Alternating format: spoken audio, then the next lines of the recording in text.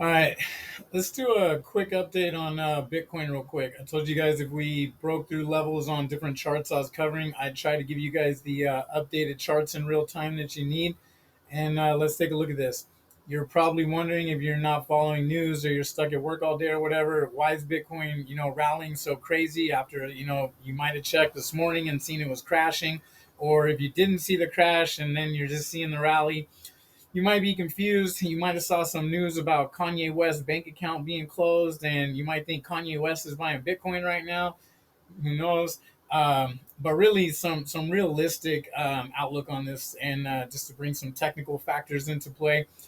Basically, the huge dip was, as I posted in other videos throughout the week, and just trying to keep people updated if they're trading these things, what to look for is you're not decoupled from the stock market. The cryptos are still moving with the stock market. So Bitcoin crashed this morning because the stock market crashed, and the S&P went all the way down to 3490 this morning.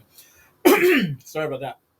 Then after 3490, went and ran all the way back up to what did we close at? We closed at like 3680, 200 point move. Just crazy. Went from a crash to a rally all the way back towards 3700. I'd also like to bring up, and I'll do an update on that too, but pay attention to the S&P and the 3700 range. I've posted a video and some charts, and I really think that there's going to be a lot of resistance moving forward in the 3700 to 3900 range. I've even posted videos that I personally be taking my profits off aggressively of whatever stock or whatever it is, crypto, whatever play you're making from these lows into the highs. If you're playing this on a short term and looking to swing trade or day trade these, I'd really start watching when the S&P is up at the 37, 3800 ranges for a pullback. There's a lot of guys calling for 39 to 4100, 4200. Well, the top analysts all over TV, top analysts for every major bank, right before we went down, were still calling for 39 to 4200 was the range of their estimates, and the guys that were down here at 3900 were the bears supposedly, and the guys up here at 4000 plus were the kind of optimistic bulls. I was telling people weeks ago that you were looking at, in my opinion, hitting 3,500 or lower by the time this all finds a bottom. People are talking about really good chance, if we keep getting news the way it has been, that we see something sub 3,000, like 28, 2,900, or you might see a drop to the 2,900 range, bounce back up into 3,000, 3,100, and that becomes our range for a while.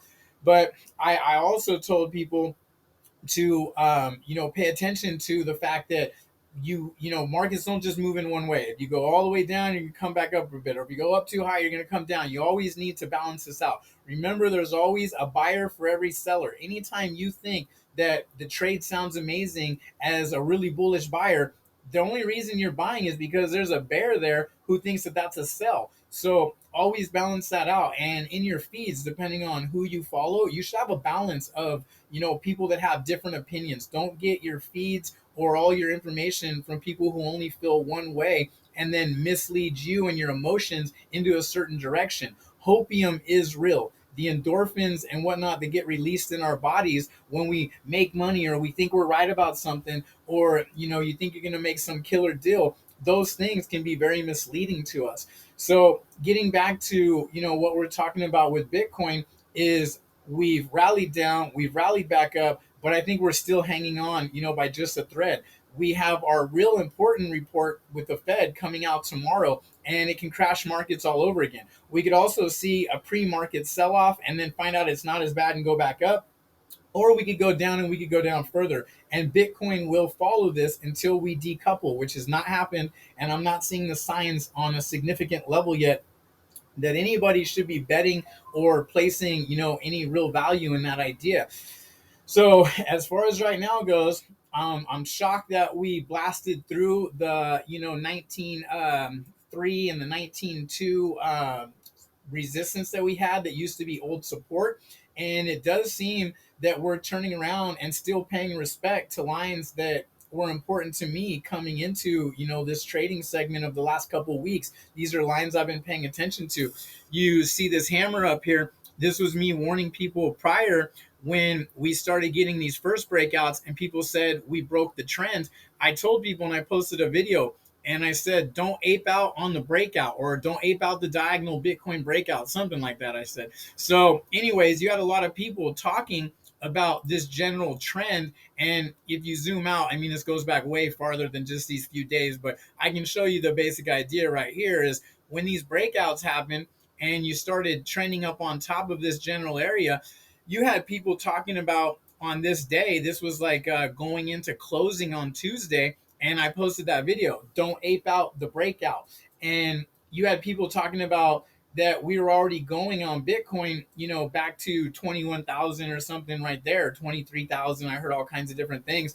And I told people, you need to pay attention to these levels. These levels are showing strong support. I had traded them through the weekends, and I can tell you the bears were defending them with honor and with aggression, and they were making it happen. They were controlling these top lines. This 19,315 line right here. There was 19,375. These were numbers that you would see, and they would just get hammered down before they got to those lower levels, when people were still trying to defend the 19,400 range, and it was actually going back and forth in those ranges.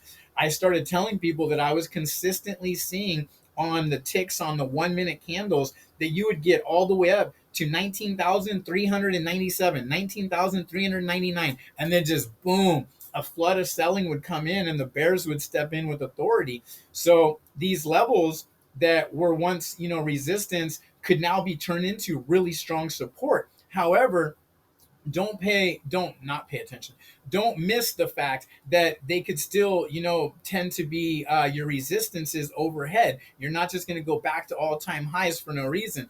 And as of right now, your real momentum and your power off of that upswing was the fact that the stock market went with it. It's not like the stock market came down and stayed and then people stepped in for Bitcoin and said no, Bitcoin's worth more money. Bitcoin chased the stock market. Bitcoin went back up because the stocks went back up. That's what happened. And going into the close of the day, the stocks rallied all the way into the very close of the day. So that's the momentum you're playing with now. It was enough to get you above that 19,350, 19,325 kind of range. But we're fighting right now for what I said was an interesting line previously, right around 19,375. If we could actually get up above the 19,375 and start legitimately making candles print above 19,400, that would be a whole nother thing. But we've yet to do that. We're still dropping back down. As of right now, I'm looking at 19,393. Very good chance we start going back down. Very good chance they get us back under this line and the bears start stepping in with some aggression and some force. So don't get too carried away on chasing this breakout. However, I don't want people to miss out on it. I don't want you to say, hey, I was ready to do that. You ruined my whole play. Just pay attention and watch for some actual candles and some consistency to start closing above that level so you can turn it into support and not have it be a line that you're floating back and forth and then get caught underneath as resistance, and the exact line in the sand that you're trying to draw, which ends up being your basic dollar cost average, becomes the line of resistance, and you're just looking at being negative and watching the bears take your money or put you in a bad position. So these are the things to pay attention to. And unless you see some sort of different narrative come out for crypto separately, or a different narrative for the markets overall before the markets open tomorrow on the major exchanges, expect to be kind of in a no man's land right now until the markets open. There's also a very good chance that when the markets get ready to open in the pre-market, you start getting a sell-off. They might run it up through the evening, sell it off in the morning before pre-market, then it might dump on news, and then they might buy it back up, or the bears might completely take control. And maybe tomorrow's the day that we really do start seeking out a real legitimate bottom in the stock market, and we go down below the 3,500 and stay down there. Maybe it's time we go look at 33, 3,400 and see how everybody reacts to that and how much bullish manner there is at that point to step in.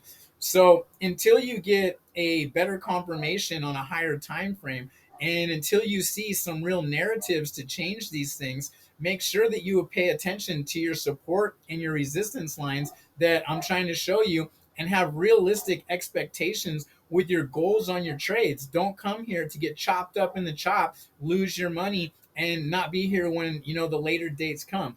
For those people who are looking at a longer term outlook, then you could be DCAing in these ranges, and preferably though still look for the lower ranges to buy, even if you're holding for a later date. And don't think that, oh, you missed the last dip today, that's it, bottoms in. Could a bottom be in? It's possible. But if you look at the narratives in the market, you look at how much more pain is to come just from Fed meetings and inflation and, continuing to ramp up black swan events like wars and collapsing other currencies and things of that nature.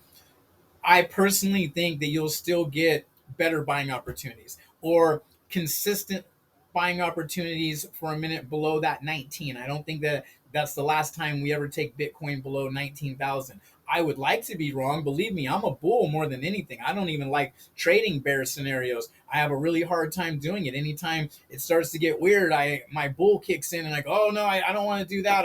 I'm going to end up, losing too much money watching it pump to a place that, who knows where it's going to go. I like to be an optimistic person, and I believe in this technology. I believe in these techs, in these cryptos and these different things. I believe in the future of blockchain technology and Web3. And sorry, I started to say tech company. I'd be covering different videos throughout the day, and just got done doing one on some other tech companies. So sometimes you get caught up with switching between your stock and your crypto lingo a little bit. But just pay attention to the fact that we're still following the overall markets, and you're not decoupled from the Nasdaq and the S&P yet. And typically you'll see that Bitcoin follows the tech ETFs even closer than the S&P and the Nasdaq. So if you want to ever be trading and watching and have two screens going, or split your screen, you can kind of pay attention to what the Nasdaq and the overall stock market is doing, and use that to kind of correlate with what you believe is going to happen with Bitcoin.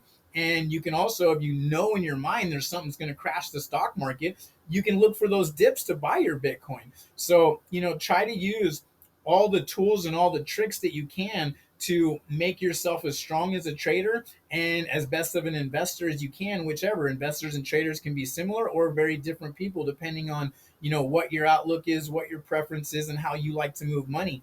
So overall, as they've always said, knowledge is power. Try to get as much as you can, and pick up as many skills as you can along the way too. But if you're not looking to chart, you're not looking to learn to figure any of this stuff out, and you just like following other people for advice, don't just follow one person with one type of a view.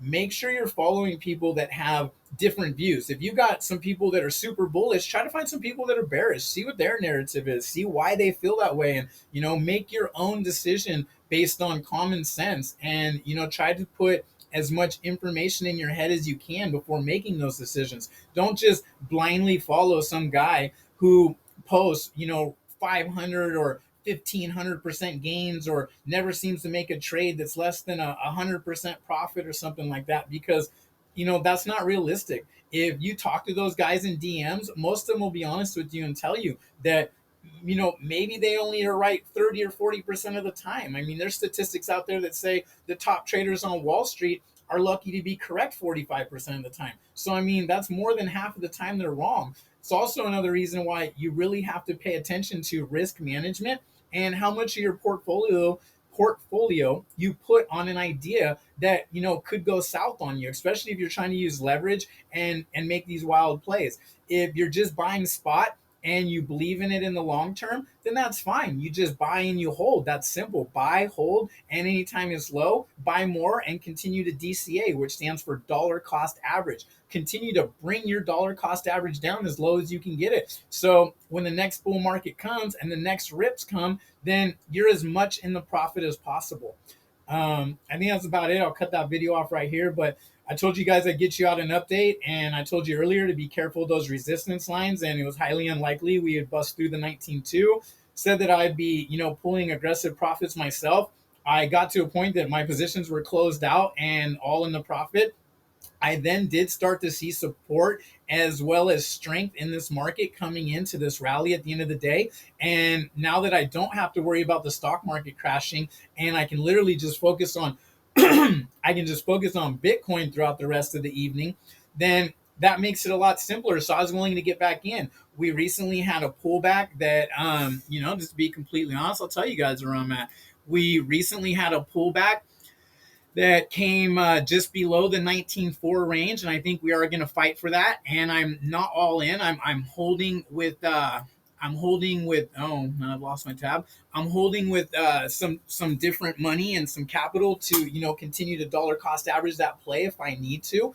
But what you end up with is I feel that there is possibly a run now to be made with support in the 19,375 to 19,400, but we have not created enough candles up there or enough time up there to trust any of that. This could be the very peak of a scam pump, and the bears are getting ready to come in and nuke you, and they're taking those very top peaks and flipping them on you. So be cognizant of that. Pay attention to where you're at with the numbers. We're in a very shaky place, personally, with how I see it. I mean, my position is not one that I'm super comfortable with. It was literally a little bit of, you could call it FOMO, but it's also a little bit of, it's a small position. I don't care if I lose it, to be completely honest. So you shouldn't make that risky call unless you're okay losing that money. So these are not at a point where I'm like, oh, this is a super sound play right here. If you look at how much up we've gone, and we have not created any real support yet, you've really got to question the justification of going long right now at these levels. You have to manage your risk and pay attention to what you're trying to get out of this and have realistic expectations. So I'm back in. I'll dollar cost average a little bit of it. I'll also post and let you know if I get nuked. If I get liquidated out and lose, I'll post that too. Maybe not a whole video, but at least on Twitter, something like that. So if you guys have any questions, leave them in the comments. If you have any specific requests of time frames or time horizons or other stocks or certain cryptos, I'm happy to try to help out. I don't have much of a following yet, so it's pretty easy if I want to say I'm trying to try to help people out. It's not like there's 5,000 people asking me for something. So if you give me a direct week, no, I can't talk. Give me a direct request. I'll try to answer that, and I'll try to respond in the comments and possibly even make a video just for you or something. We'll see how it goes. If you have something you want looked at, a certain stock or a certain crypto or something of those natures. So, anyways, pay attention to your lines. Pay attention to realistic expectations. Pay attention to the trend. And overall, coming into tomorrow, if you're trading this through the night, remember, when the markets get ready to open, you'll probably get sell pressure just based on fear of the markets opening. And then you'll probably, get some sell pressure based on what the Fed says. I'm, not too comfortable that the Fed's going to give us good news at this point. So you guys trade safely out there, and definitely remember, we're still in a downward trend. We're still in a bear market, and we have no confirmation of a bottom in the stocks or in the cryptocurrencies. So proceed with caution, and remember to preserve your capital so you can live to fight another day.